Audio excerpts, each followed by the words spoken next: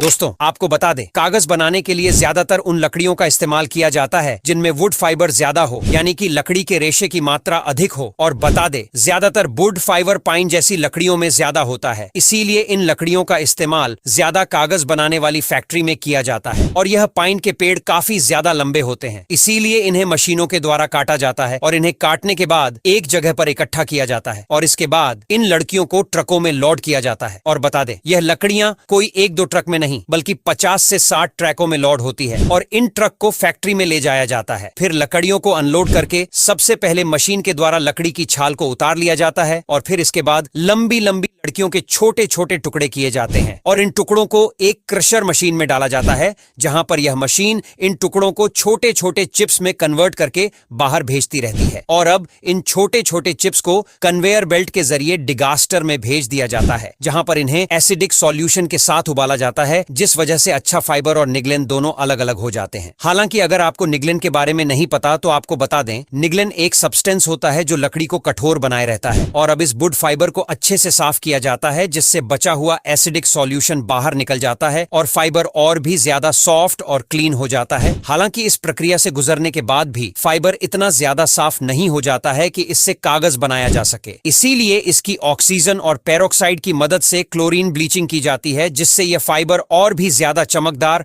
और बिल्कुल सफेद हो जाता है। और अगर अब हम इस ब्लीच के हुए फाइबर से तुरंत पेपर बनाएंगे तो उसकी डेंसिटी बहुत ही कम होगी, जिस वजह से इसकी क्वालिटी भी इतनी अच्छी नहीं होगी। इसीलिए पेपर को और भी ज्यादा अच्छा और उसकी क्वालिटी को बढ़ाने के लिए इसमें कैल्शियम कार्बोनेट मिलाया जाता है और उसे अच्छे से मिक्स किया जाता है। बता दे, इस सारे मिक्सर को पल्प या लुगदी कहते हैं। और अब हमने जो पल्प बनाया था उसमें बहुत सारा पानी ऐड कर दिया जाता है, जिससे वह और भी ज्यादा पतला हो जाता है। और अगर पेपर रंगीन बनाना होता है तो इसमें कलर भी ऐड किया जाता है, और वही अगर पेपर सादा ही रखा जाता है तो उसमें कलर ऐड नहीं किया जाता है। इसके बाद इस सारे मिक्सर को पेपर मेकिंग मशीन में भेज दिया जाता है। बता दे, पेपर मेकिंग मशीन ही वह मैन मशीन होती है जो पल्प को पेपर में कन्वर्ट करती है। और इस पेपर मेकिंग मशीन में एक खास तरह का चैम्बर लगा होता है, जिसे हेड बॉक्स कहा जाता है। और इस हेड बॉक्स में पल्प को दोबारा छाना जाता है। इस मशीन में सेक्शन ब्लेड लगे होते हैं। इसके बाद पल्प को प्रेशर के साथ रोलर में भेज दिया जाता है और कई सारे लेवलों में से पल्प को पास किया जाता है, जिस वजह से पल्प में मौजूद पानी धीरे धीरे बाहर निकल जाता है और पतला पेपर बांटा जाता है। और अब लास्ट में इसे गर्म चैम्बर से गुजारा जाता है, जिससे कागज की पतली परत से पूरा पानी निकल जाता है और हमें सूखा कागज मिल जाता है। और इस कागज के कई बड़े बड़े रोल बनाए जाते हैं। फिर इन बड़े बड़े रोल में से छोटे छोटे रोल भी बनाए जाते हैं। आपको बता दे, इस तरह से जो कागज बनता है वह काफी ज्यादा बड़ा होता है, इसलिए कागज को जिस साइज में रखना होता है उस कागज को कटिंग मशीन के जरिए काट लिया जाता है और पैक करके मार्केट में भेज दिया जाता है। अब यहाँ तक वीडियो देख ली है तो फिर वीडियो को लाइक और शेयर करना बिल्कुल भी मत भूलना। धन्यवाद।